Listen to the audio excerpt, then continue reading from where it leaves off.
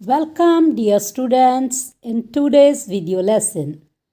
ਅੱਜ ਦੇ ਇਸ ਵੀਡੀਓ ਲੈਸਨ ਦੇ ਵਿੱਚ ਬੇਟਾ ਆਪਾਂ ਕਰਨ ਜਾ ਰਹੇ ਹਾਂ ਟੌਪਿਕ ਤੁਹਾਡਾ ਗ੍ਰਾਮਰ ਦਾ ਈਜ਼ੀ ਟੂ ਸਕੋਰ ਟੌਪਿਕ ਆ email writing. Yes, email writing. ਅੱਜ ਦੀ ਵੀਡੀਓ ਦੇ ਵਿੱਚ ਅਸੀਂ ਈਮੇਲ ਲਿਖਣਾ ਸਿੱਖਾਂਗੇ।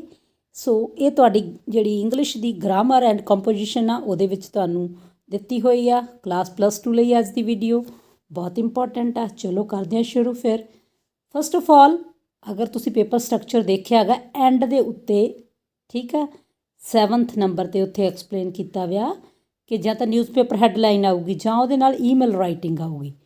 ਨਿਊਜ਼ਪੇਪਰ ਹੈਡਲਾਈਨ ਦੇ ਮੁਕਾਬਲੇ ਬੇਟਾ ਈਮੇਲ ਰਾਈਟਿੰਗ ਜ਼ਿਆਦਾ ਈਜ਼ੀ ਆ ਔਰ ਸਕੋਰਿੰਗ ਆ। ਸੋ ਅਗਰ ਤੁਸੀਂ ਇਹਨੂੰ ਧਿਆਨ ਨਾਲ ਸਮਝ ਲੈਂਦੇ ਹੋ, ਉਹਦਾ ਫਾਰਮੈਟ ਸਮਝ ਲੈਂਦੇ ਹੋ, ਠੀਕ, ਤਾਂ ਇਹ ਜਿਹੜੇ 3 ਨੰਬਰ ਨੇ ਬੜੇ ਈਜ਼ੀਲੀ ਤੁਸੀਂ ਸਕੋਰ ਕਰ ਸਕਦੇ ਹੋ। ਠੀਕ, ਸੋ ਆ ਜਾਓ ਹੁਣ। ਫਸਟ ਆਫ ਆਲ ਸਾਡੇ ਮਾਈਂਡ ਦੇ ਵਿੱਚ ਆਉਂਦਾ ਕਿ ਈਮੇਲ ਹੈ ਕੀ। ਇਹਨੂੰ ਸਮਝ ਲਈ ਕਿ ਈਮੇਲ ਕੀ ਆ।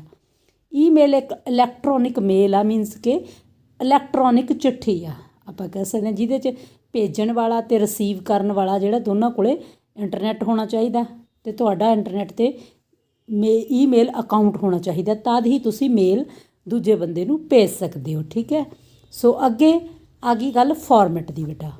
ਜਿਹੜਾ ਈਮੇਲ ਦਾ ਫਾਰਮੈਟ ਆ, ਜਦੋਂ ਤੁਸੀਂ ਫ਼ੋਨ ਖੋਲੋਗੇ ਉਹਦੇ 'ਚ ਵੀ ਜਦੋਂ ਤੁਸੀਂ ਮੇਲ 'ਤੇ ਜਾਂਦੇ ਹੋ, ਕੰਪੋਜ਼ ਕਰਦੇ ਹੋ ਕੋਈ ਮੇਲ, ਤਾਂ ਤੁਹਾਨੂੰ ਇੱਦਾਂ ਦਾ ਮਿਲਦਾ। ਦੇਖੋ ਪਹਿਲਾਂ ਫਰੋਮ, ਉੱਥੇ ਤੁਹਾਡੀ ਜਿਹੜੀ ਮੇਲ ਆਈਡੀ ਆਪਣੇ ਆਪ ਆ ਜਾਂਦੀ ਹੈ, ਕਿਉਂਕਿ ਤੁਹਾਡੇ ਫ਼ੋਨ ਦੇ ਵਿੱਚ ਜਿਹੜੀ ਵੀ ਮੇਲ ਆਈਡੀ ਤੁਹਾਡੀ ਸੇਵ ਕੀਤੀ ਵੀ ਉਹ ਸ਼ੋ ਹੋ ਜਾਣੀ ਹੈ। ਪਰ ਹੁਣ ਅਸੀਂ ਇੱਥੇ ਪੇਪਰ 'ਤੇ ਲਿਖਣਾ, ਇਸ ਲਈ ਇੱਥੇ ਪਹਿਲਾਂ ਆਪਾਂ ਆਪਣੀ ਮੇਲ ਆਈਡੀ ਲਿਖਾਂਗੇ। ਠੀਕ ਹੈ, ਉਸ ਤੋਂ ਬਾਅਦ ਜਿਹਨੂੰ ਅਸੀਂ ਭੇਜਣਾ ਉਹਦੀ ਈਮੇਲ ਆਈਡੀ ਲਿਖਣੀ ਆ। ਫਿਰ ਸਬਜੈਕਟ ਲਿਖਣਾ ਗਾ ਅਸੀਂ ਕਾਹਦੇ ਬਾਰੇ ਆ।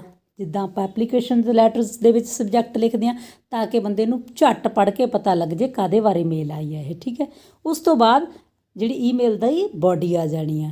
ਡੀਅਰ ਜਿਹਨੂੰ ਵੀ ਅਸੀਂ ਲਿਖ ਰਹੇ ਹਾਂ, ਫਿਰ ਉਹਦੇ ਬਾਰੇ ਜੋ ਗੱਲ ਲਿਖਣੀ ਆ, ਰਿਗਾਰਡਸ, ਥੈਂਕਸ, ਫਿਰ ਥੱਲੇ ਆਪਦੇ ਸਾਈਨ ਔਰ ਨਾਮ। ਠੀਕ ਹੈ, ਇਹ ਫਾਰਮੈਟ ਹੈ। ਇਸ ਫਾਰਮੈਟ ਨੂੰ ਹੋਰ ਡਿਟੇਲ ਦੇ ਵਿੱਚ ਸਮਝ ਸਕਦੇ ਹਾਂ। ਇਸ ਸਾਈਡ ਤੋਂ ਦੇਖੋ, ਹੁਣ ਪਹਿਲਾਂ ਸੈਂਡਰ ਦਾ ਉੱਥੇ ਕੋਈ ਵੀ ਨਾਮ ਲਿਖ ਕੇ @gmail.com ਜਾਂ ਜੋ ਵੀ ਤੁਸੀਂ ਮੇਲ ਯੂਜ਼ ਕਰਦੇ ਹੋ, ਫਿਰ ਜਿਹਨੂੰ ਭੇਜ ਰਹੇ ਹੋ ਉਹਦਾ ਲਿਖਤਾ, ਡੇਟ ਲਿਖਤੀ। ਫ਼ੋਨ ਵਗੈਰਾ ਦੇ ਵਿੱਚ ਡੇਟ ਵਾਲੀ ਆਪਸ਼ਨ ਨਹੀਂ ਹੁੰਦੀ, ਪਰ ਆਪਾਂ ਜਦੋਂ ਹੁਣ ਇੱਥੇ ਲਿਖਣੀ ਹੈ ਤਾਂ ਡੇਟ ਤੁਸੀਂ ਲਿਖਣੀ ਹੈ ਬੇਟਾ। ਉਸ ਤੋਂ ਬਾਅਦ ਸਬਜੈਕਟ ਲਿਖਾਂਗੇ।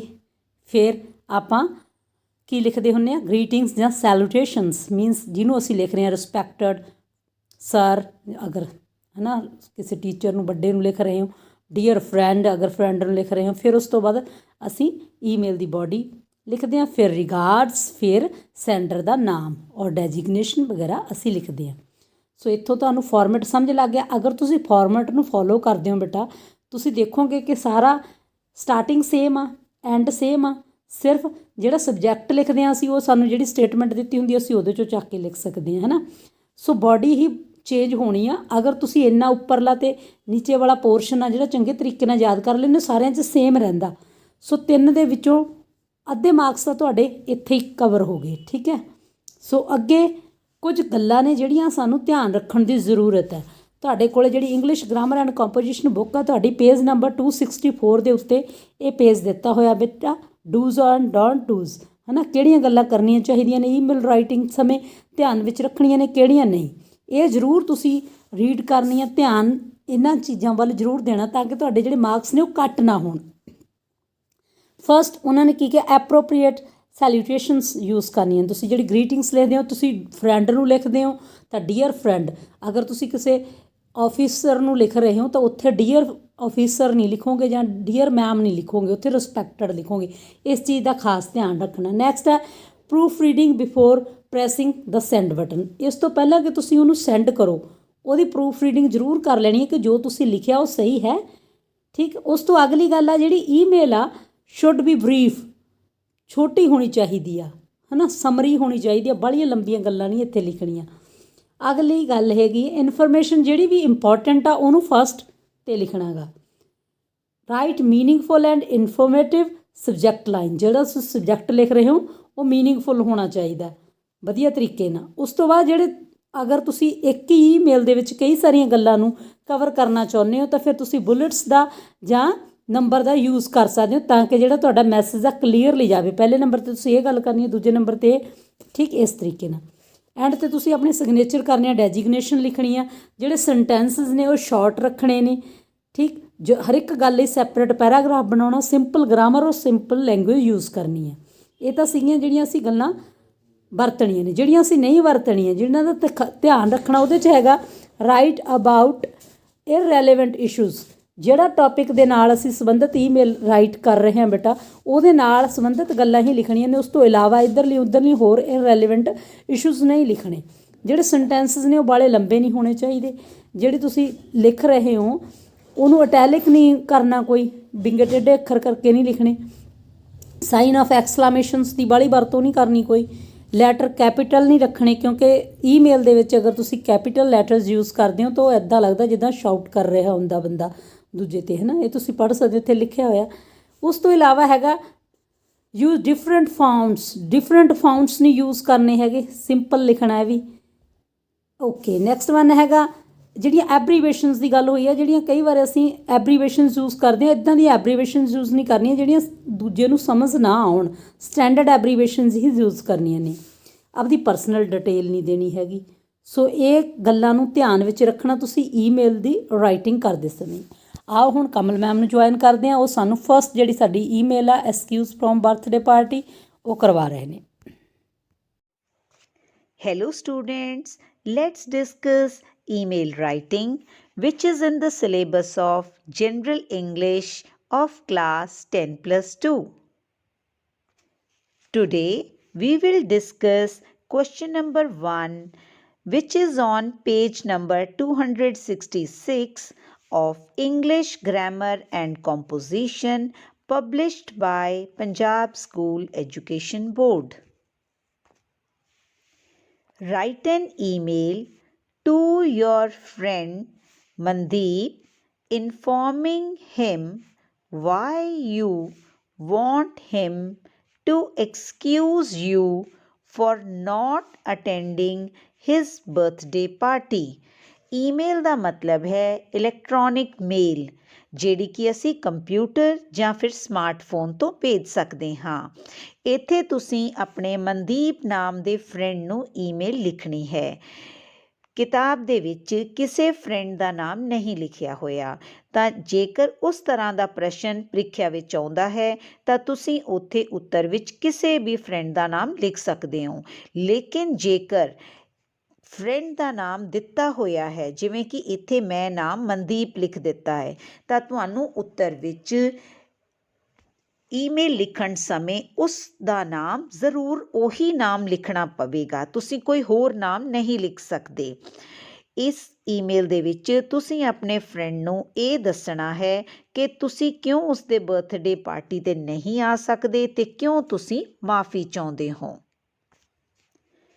2 ਦੇ ਵਿੱਚ ਤੁਸੀਂ ਉਸ ਫਰੈਂਡ ਦੀ ਈਮੇਲ ਆਈਡੀ ਲਿਖਣੀ ਹੈ ਜਿਸ ਨੂੰ ਕਿ ਤੁਸੀਂ ਮੇਲ ਭੇਜ ਰਹੇ ਹੋ।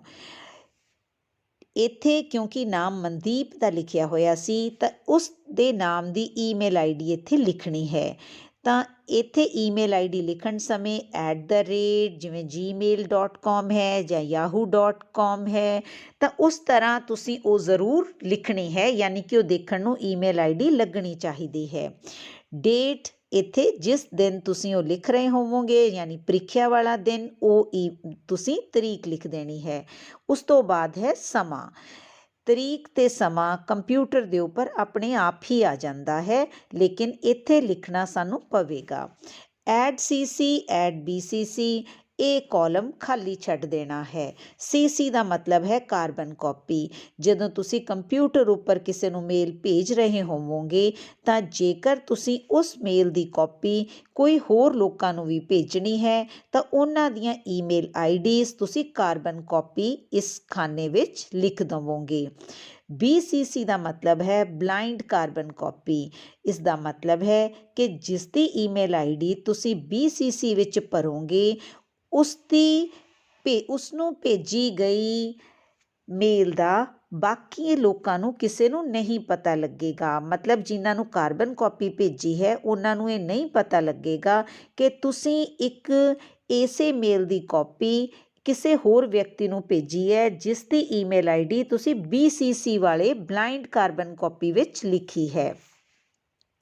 Subject excuse from birthday party.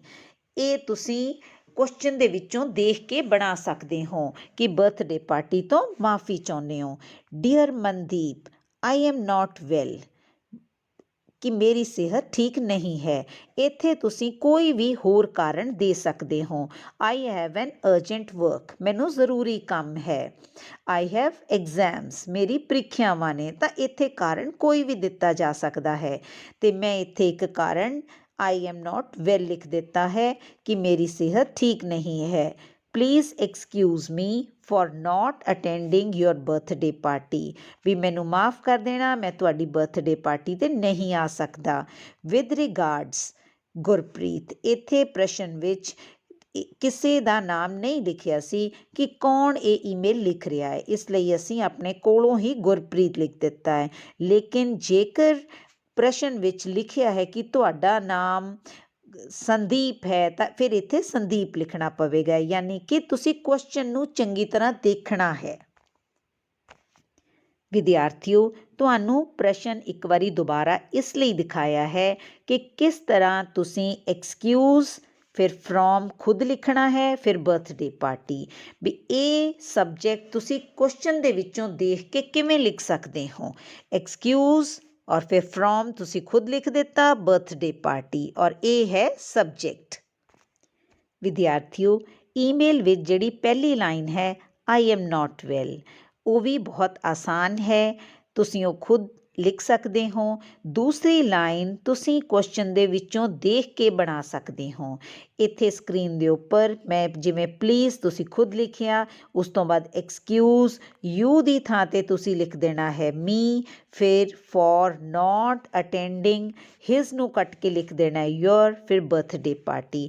ਤਾਂ ਇਸ ਤਰ੍ਹਾਂ ਤੁਸੀਂ ਦੂਸਰੀ ਲਾਈਨ ਕੁਐਸਚਨ ਦੇ ਵਿੱਚੋਂ ਦੇਖ ਕੇ ਬਣਾ ਸਕਦੇ ਹੋ।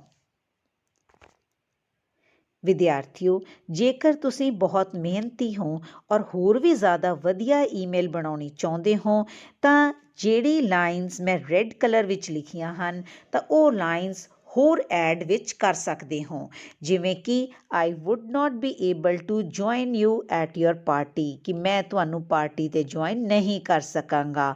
ਔਰ ਐਂਡ ਵਿੱਚ a very happy birthday to you, ਅਤੇ ਨਾਲ ਤੁਸੀਂ ਬਰਥਡੇ ਵੀ ਉਸਨੂੰ ਵਿਸ਼ ਕਰ ਦਿੱਤਾ। ਤਾਂ ਇਸ ਤਰ੍ਹਾਂ ਤੁਸੀਂ ਦੋ ਹੋਰ ਲਾਈਨਸ ਐਡ ਕਰਕੇ ਆਪਣੇ ਉੱਤਰ ਨੂੰ ਹੋਰ ਵੀ ਵਧੀਆ ਬਣਾ ਸਕਦੇ ਹੋ।